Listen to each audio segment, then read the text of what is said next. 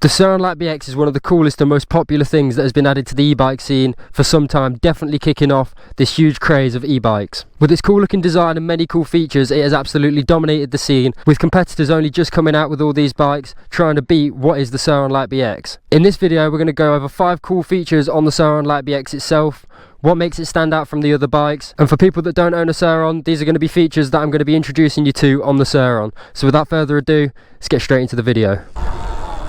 So the first features we're going to be looking at on the bike is sport mode and eco mode, 2 settings that you get on the bike to determine what speed you're going to be using.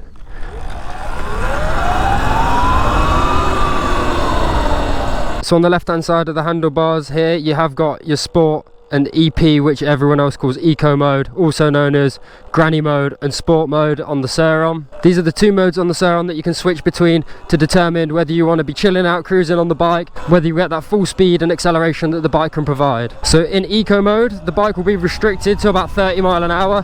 I have changed my sprocket, so that's actually 31 mile an hour according to my speedo.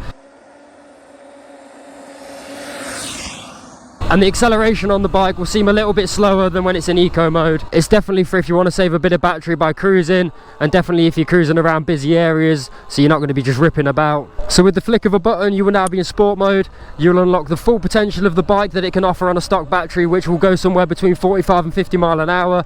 I've changed my sprocket to a bigger teeth sprocket, so it will actually be a bit slower, but it's still enough power and enough speed for me to enjoy the bike. And in sport mode it's also what I like to call wheelie mode. This is where you're going to get the most power and the most torque to pull some awesome wheelies.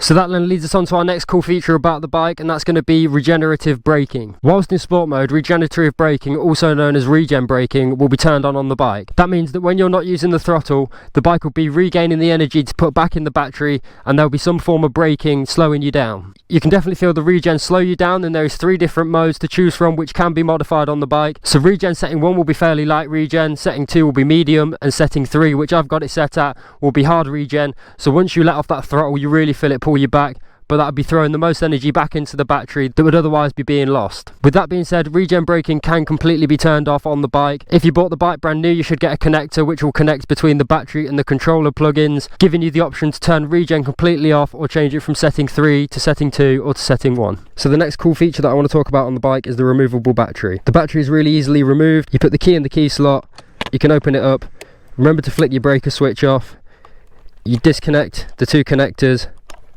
and then the battery is simply lifted out.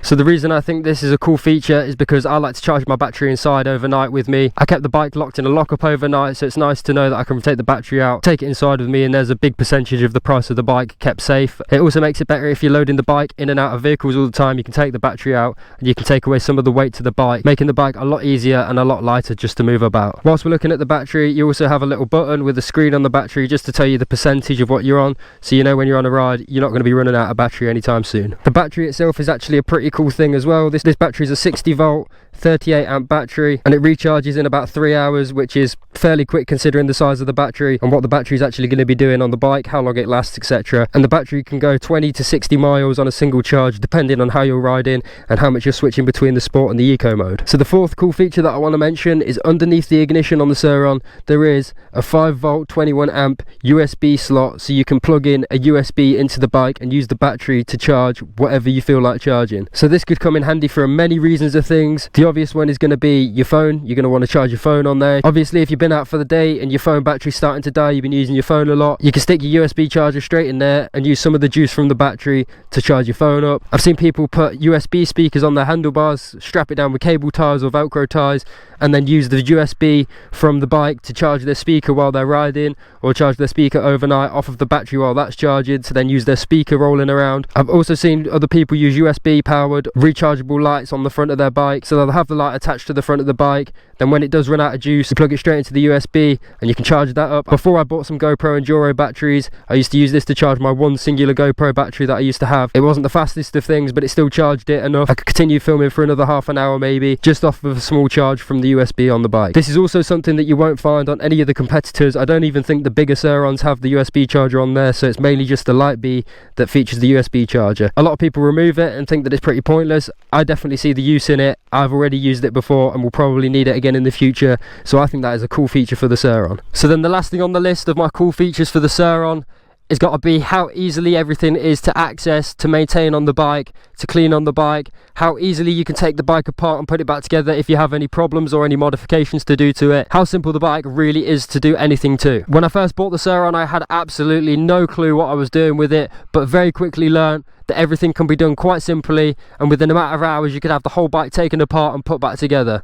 Even things like taking the motor and the controller off, so simple to do. Just with a small bit of research you will soon learn how to do all of this yourself. It's quite hard to actually mess anything up on the bike if you just do that little bit of research. One of my favourite features about the bike has definitely got to be the USB charger. The bike runs off a battery, so why not make it a whole portable charger itself? It's something that will definitely come in handy if you're out on rides and you forget to charge your phone or your camera, like I said before. A lot of people probably have never used the USB charger on the bike, but it's one of those things that once you need it, you would miss it if it wasn't there. So with that being said, this concludes this video. This has been mainly a video for people who don't own a Surron, as the things I've listed are pretty obvious. There's no hidden secrets in here.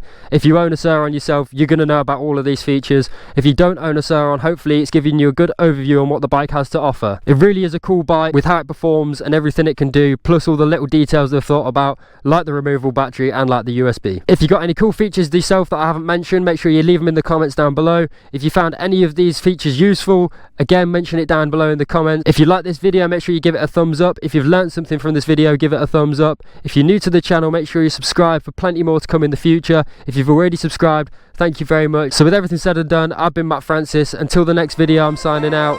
Peace.